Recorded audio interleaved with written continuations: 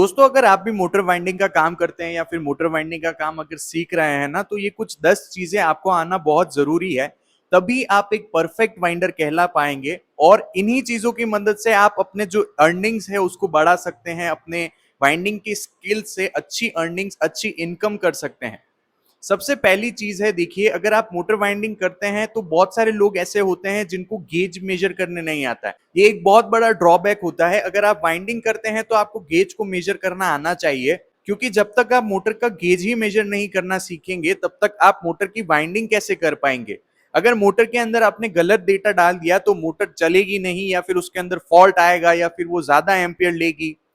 तो सबसे पहला स्टेप ही यही होता है कि मोटर का जो गेज मेजर करने का प्रोसेस है उसको माइक्रोमीटर से किया जाता है, उसको आपको आना चाहिए। चाहे कोई भी मोटर हो, कितना भी पतला गेज हो, चाहे सीलिंग फैन का गेज ही क्यों ना हो, वो आपको मेजर करना आना चाहिए। वीडियो में आगे बढ़ने से पहले अगर आपने हमारी मोटर वाइंडिंग डेटा बुक को चेक नहीं किया है तो डिस्क्रिप्शन में आपको उसका लिंक मिलेगा। इस बुक के अंदर आपको मिलेंगे 100 से भी ज्यादा यानी टोटल 106 मोटर वाइंडिंग के डेटा, जिसमें दोनों सिंगल फेस और 3 फेस मोटर्स की डेटा इंक्लूडेड है। बहुत सारे लोगों को इस बुक से मदद मिली है, तो आप भी वीडियो के डिस्क्रिप्शन में जाकर बुक को जरूर चेक करें। ये ई बुक आपको पीडीएफ के फॉर्मेट में मिलने वाली है। चलिए अब बढ़ते हैं अपनी वीडियो की तरफ।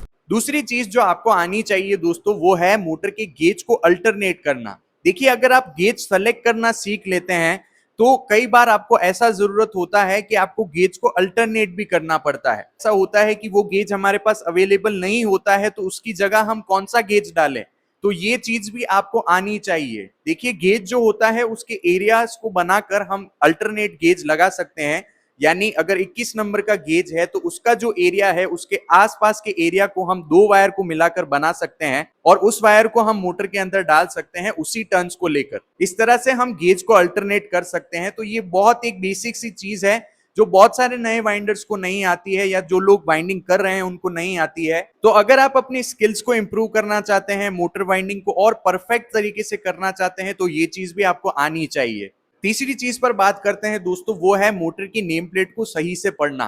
देखिए बहुत सारे वाइंडर ऐसे होते हैं जो मोटर की नेम प्लेट को भी नहीं पढ़ पाते हैं, क्योंकि जब तक आप मोटर की नेम प्लेट को नहीं पढ़ोगे आपको नहीं पता चलेगा कि ये मोटर कितने आरपीएम की है, कितने किलोवाट की है। और आरपीएम के हिसाब से ही हमें मोटर का जो पिच है वो पता चल जाना चाहिए। यानी ऐसा होता है कि जब आप मोटर की वाइंडिंग को देखें तभी आपको पता चल जाए कि ये मोटर कितने आरपीएम की है। या फिर अगर मोटर की नेम प्लेट पर आपने आरपीएम देख लिए हैं और पता चल गया है कि ये मोटर कितने स्लॉट की है, तो आपके दिमाग में एक पिक्चर बन जानी चाहिए कि इस मोटर के अंदर कितने सेट होंगे और इस मोटर के अंदर कौन से कनेक्शन होंगे। तो ये चीज भी परफेक्शन के अंदर आती है, और ये चीज अगर आपको नहीं आती है तो आप सीख सकते हैं। साथ में मोटर की नेम प्लेट को समझना इसलिए भी जरूरी होता है कि वो मोटर फुल लोड पर कितने एम्पियर ले रही है, मोटर कितनी फ्रीक्वेंसी पर चल रही है, मोटर के अंदर कनेक्शन स्टार में है या डेल्टा में है।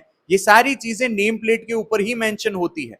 तो अगर हम मोटर की नेम प्लेट को ही नहीं पढ़ पाएंगे तो हम ये चीज कैसे आइडेंटिफाई कर पाएंगे। इसीलिए अगर आप मोटर की नेम प्लेट को नहीं समझ पाते हैं तो उसकी नेम प्लेट को पढ़ना सीखिए। अब आते हैं दोस्तों तीसरी नंबर चीज पर, जो कि सबसे ज्यादा इंपॉर्टेंट है। देखिए मैंने बहुत सारे मोटर वाइंडर्स ऐसे देखे हैं जो मोटर के अंदर वायर तो डाल देते हैं, लेकिन उसके बाद उनको उसके कनेक्शन ही नहीं पता चलते हैं। मोटर के जो कनेक्शन है वो सबसे ज्यादा जरूरी होते हैं। ये एक ऐसी स्किल्स है जो आपको प्रोफेशनल बनाती है, जो आपको एक परफेक्ट वाइंडर बनाती है। और जो मोटर के कनेक्शन होते हैं वो बहुत सारे प्रकार के होते हैं। तो बहुत सारे वाइंडर तो ऐसा होता है उनके साथ कि वो वाइंडिंग करने के बाद जब कनेक्शन करते हैं तो कनेक्शन ही भूल जाते हैं कि इस मोटर के अंदर कौन सा जंप लगेगा या फिर इस मोटर के अंदर कौन से कनेक्शन है, क्योंकि कनेक्शन जो है वो बहुत सारे प्रकार के होते हैं। अगर आप लोगों को कनेक्शन के अंदर दिक्कत आती है तो इस चैनल के ऊपर मैंने मोटर वाइंडिंग की वीडियोस अपलोड करी है, और साथ में वीडियो के साथ कनेक्शन डायग्राम को भी एक्सप्लेन किया है,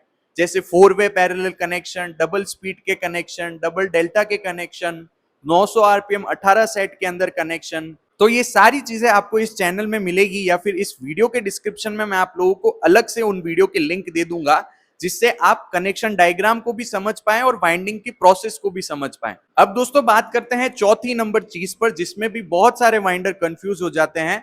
वो है मोटर का कॉइल अरेंजमेंट। देखिए मोटर वाइंडिंग करना एक अलग बात है और मोटर की वाइंडिंग की डिजाइन को समझना भी एक अलग बात है। अब जो नए वाइंडर होते हैं वो सिंगल और डबल कॉइल में भी कंफ्यूज हो जाते हैं कि फर्स्ट कॉइल को कहां पर डालना है, उसके बाद डबल वाली कॉइल अगर हमारे पास है तो उसको कहां डालना है। क्योंकि अगर आप एक कॉइल को भी गलत तरीके से डाल देते हैं या गलत पिच में बिठा देते हैं तो उससे आपकी पूरी वाइंडिंग खराब हो सकती है।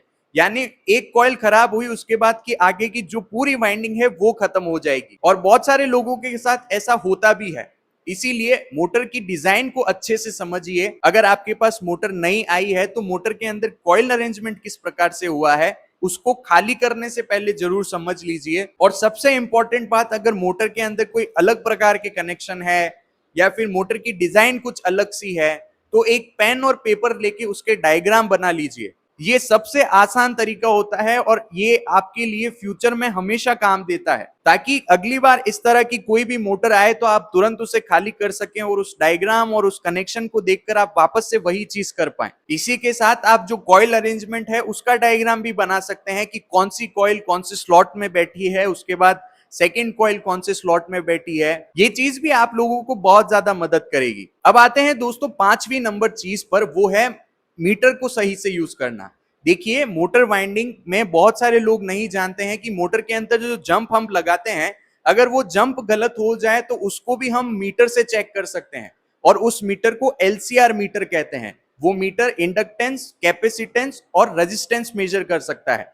तो इंडक्टेंस से हम मोटर के जो जंपर होते हैं उनको चेक कर सकते हैं। अगर कहीं पर कोई जंपर गलत लगा है तो उसकी वैल्यू वहां पर पता चल जाती है। इस वीडियो के डिस्क्रिप्शन में मैं आपको एलसीआर मीटर्स के लिंक भी दे दूंगा, तो अगर आप लोगों ने नहीं देखा है एलसीआर मीटर कैसा होता है या फिर उसको कैसे यूज किया जाता है तो आप इस वीडियो के डिस्क्रिप्शन में जाकर उसको जरूर चेक करिए। साथ में अगर आप मल्टीमीटर को यूज करते हैं तो मल्टीमीटर को यूज करने का भी तरीका सही आपको आना चाहिए। कौन से केस में आपको किस मीटर से यूज करना है ये भी आपको आना चाहिए।